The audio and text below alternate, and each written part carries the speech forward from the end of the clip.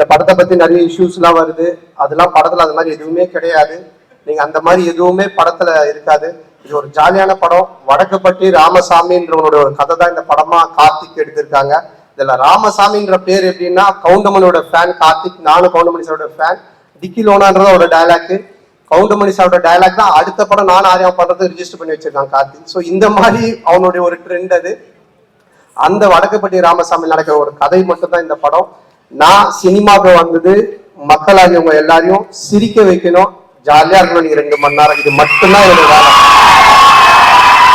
இதை தவிர யார் மனசையும் புண்படுத்தணுமோ இல்ல யாரையோ தாக்கி பேசணுமோ இல்ல ஏதாவது இது பண்ணணுமோன்றதெல்லாம் எனக்கு நிச்சயமா கிடையாது. இதை நான் கும்பிடுற கடவுளுக்கு தெரியும், நேசிக்கிற ரசிகர்களுக்கு தெரியும்.